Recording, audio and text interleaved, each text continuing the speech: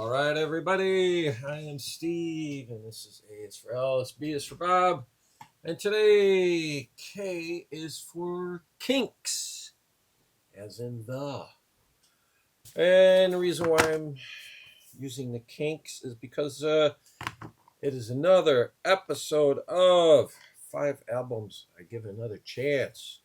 That's where I listen to them 2 days in a row and decide whether or not I ever want to play them again. Because let's face it, time is running out, man. I'm going to be 69 like in 2 months. We don't know our expiration date, but mine is getting closer. So what I have, maybe 20, hopefully 20 years left to listen to music. Don't want to waste any of that time listening to crap. I do not. So we're going to start off with the Kinks. And just in case you don't know about it, head on over to Jeff Whitcher's channel. He is doing a deep dive on the Kinks, and he just recently did this album, and I had commented it's an album I've always struggled with. And that is their album Face to Face from 1966. And you know what? After having watched his clips and listening to it, and I listened to the album once right when that came out. So actually, I've given this 3 listens like in the last 2 weeks. I liked it a lot more than I remember. It had been years probably since I listened to it. Although I will tell you, one of the hits from it, Dandy, I still don't like that song. It's one of those that almost, not going to say it's fingernails on a chalkboard, but I find it kind of annoying. It's no sunny afternoon, that I can tell you. So, I am going to continue to play this. Up next, I think this is 2018, right? I'm not quite sure where these guys are from, but going by the last names, we have brothers here who are Thistlethwaites. They have to be from the UK. And that is Massive Wagons and their album Full Nelson. Now, if you like kind of ACD style riffs, you'll probably like this, or you'll at least like the guitar. But you know what? I don't think I'm going to listen to this anymore because nothing here really grabs me. It's kind of generic rock. If you like it, great. But it really doesn't do much for me. I'm certainly not going to listen to it again. That'll end up being part of a purge. Up next, then, Pugwash and the album Silver Lake. And this is really pretty much a one-man project. Thomas Walsh, he's from Ireland. Though he has on this album Jason Faulkner, and you're going to say, I know that name, Jason Faulkner.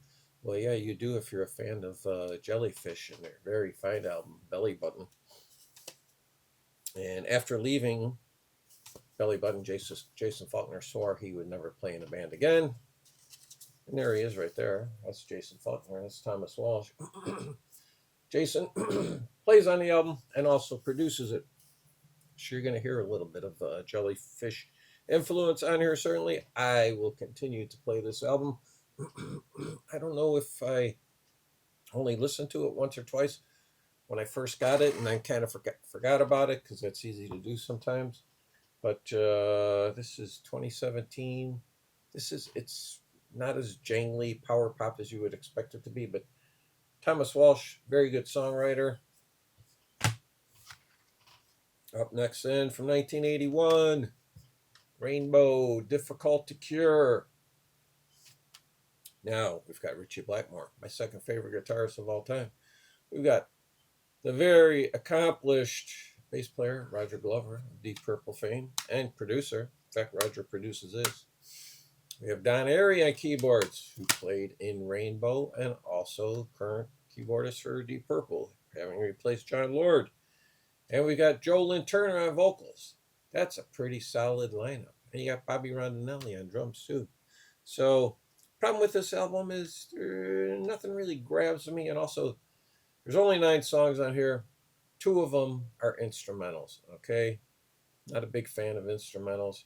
So you're talking almost 25% of this album is instrumentals. Actually, it's 22% if you're listening to MGK.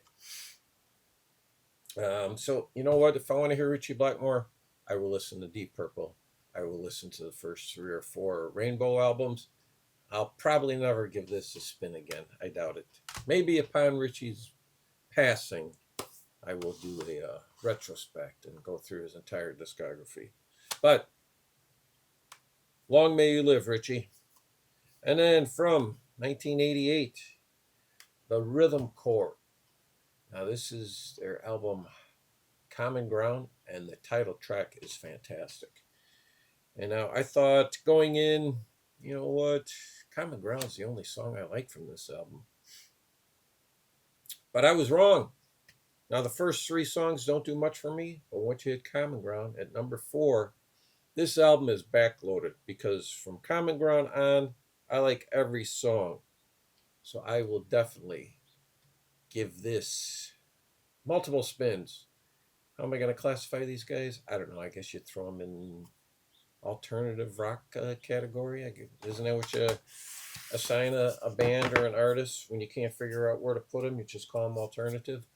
So there you go. How many am I keeping? I am playing the Kinks. I am playing Rhythm Corps. And I am playing Pugwash. Those 2 albums right there. Not so much. Okay, that is it. Thank you very much.